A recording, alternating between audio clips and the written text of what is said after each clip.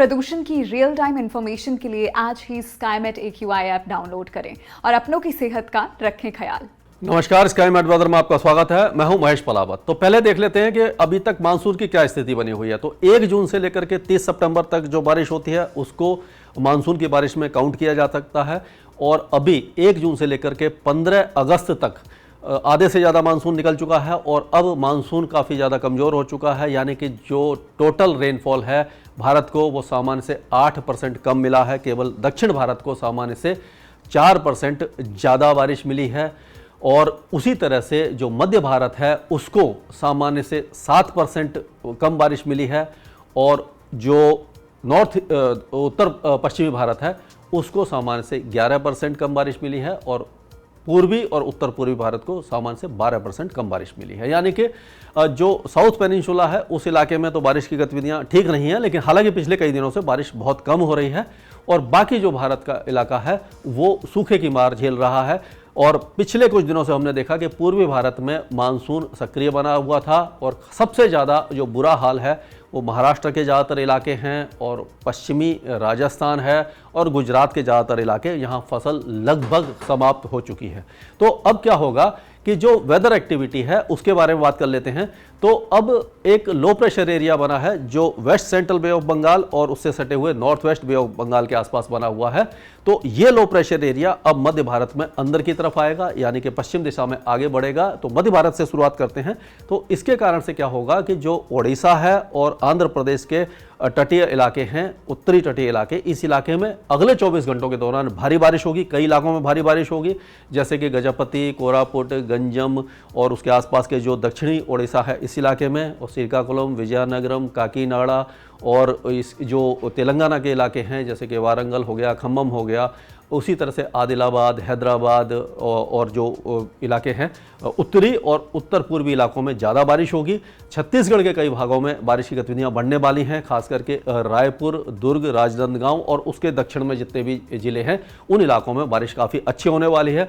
उसी तरह विदर्भ और मराठवाड़ा में भी बारिश की गतिविधियों में काफ़ी ज़्यादा वृद्धि होगी जो अगले 3 या 4 दिनों तक चलती रहेगी और ऑन एंड ऑफ बारिश होगी। 1-2 स्थानों पर भारी बारिश भी हो सकती है। दक्षिण पूर्वी जो मध्य प्रदेश है, मांडला, नरसिंहपुर, छिंदवाड़ा और बैतूल, होशंगाबाद, इन सारे इलाकों को बारिश अच्छी मिलेगी। खांडवा, खरगोन, बैतूल और सिवनी, देवास, भोपाल, इंदौर, उज्जैन, रतलाम, इन सारे इलाकों में भी बारिश की गतिविधियां बढ़ने वाली हैं और महाराष्ट्र के जो उत्तरी जिले हैं इन इलाकों में भी अच्छी बारिश होगी। यानी कि जो लो प्रेशर एरिया है वो ओडिशा के आसपास से पैदा होकर के अंदर तक आएगा और मध्य प्रदेश के दक्षिण पश्चिमी जिलों तक पहुंचेगा और इसका असर गुजरात और जो दक्षिण पूर्वी राजस्थान और दक्षिणी राजस्थान है यहाँ पर 19-20 तारीख से शुरू होगा और 21 या 22 तारीख तक देखा जाएगा। यानी कि मध्य भारत को काफ़ी अच्छी बारिश मिलने वाली है। अब बात करते हैं पूर्वी भारत की। तो पूर्वी भारत में अभी बिहार में आपने देखा होगा कि बारिश की गतिविधियां लगातार चल रही है। जो तराई वाले इलाके हैं उस इलाके में बारिश काफ़ी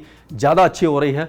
पूर्णिया में, भागलपुर, किशनगंज, अररिया, सुपौल, सीतामढ़ी, ये सारे इलाके काफ़ी ज़्यादा बारिश ले रहे हैं। और उसी तरह क्योंकि एक्सेस ऑफ मानसून ट्रफ तराई के इलाके में थी पहले, तो नेपाल की पहाड़ियों पर भी जो भारी बारिश हुई थी उससे भी पानी नदियों में बढ़ा है। और उत्तर पूर्वी राज्यों में क्योंकि नमी वाली हवाएं बंगाल की खाड़ी से नमी पहुंचा रही हैं तो वहां पर भी बारिश काफ़ी अच्छी होने वाली है। और मणिपुर, मिजोरम, त्रिपुरा में जो बारिश की कमी थी उस इलाके में अब बारिश की गतिविधियां बढ़ने वाली हैं। ये जो ऑन एंड ऑफ पूर्वी भारत में बारिश रहेगी, गंगे पश्चिम बंगाल में भी अब बारिश की गतिविधियां बढ़ जाएंगी और ये जो बारिश की गतिविधियां हैं कम से कम 22 या 23 तारीख तक रहेंगी।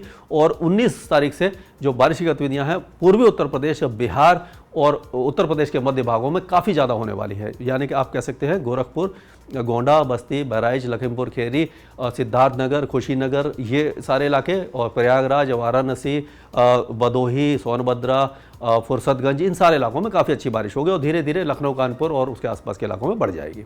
और उत्तर पश्चिम की बात करें तो पहाड़ी राज्यों में अभी बारिश की गतिविधियां जारी हैं क्योंकि जो पश्चिमी सिरा है एक्सिस ऑफ मानसून ट्रफ का अभी भी हिमालय की तराई में है।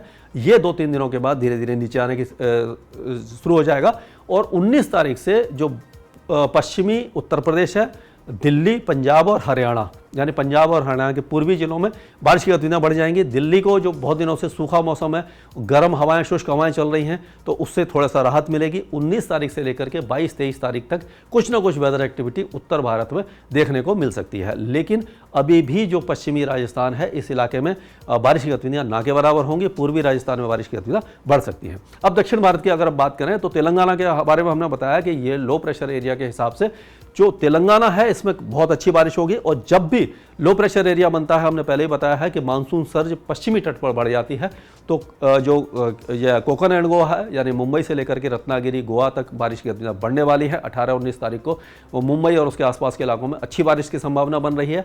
और उसी तरह केरल में भी हल्की से मध्यम बारिश जारी रहेगी। दक्षिण आंतरिक कर्नाटका में मैंगलोर, चामराजनगर, मैसूर, इन सारे इलाकों में भी बारिश अच्छी होने की संभावना है। और तमिलनाडु के कुछ इलाकों में लाइट टू मॉडरेट रेन होगी। रायलसीमा में भी बारिश की गतिविधियां हल्की से मध्यम होगी। लेकिन दक्षिण प्रायद्वीप में बहुत ज़्यादा बारिश नहीं होगी। मध्य भारत को सबसे ज़्यादा बारिश मिलेगी। अंडमान और निकोबार द्वीप समूह में भी बारिश की गतिविधियां तेज रहने वाली हैं। अगले 2 दिनों के दौरान भारी बारिश की संभावना बनी हुई है। कल भी काफ़ी ज़्यादा भारी बारिश हुई थी। लक्षद्वीप में बारिश की गतिविधियां बहुत ही ज़्यादा कम देखने को मिलेंगी। स्काईमेट वेदर में अभी के लिए इतना ही।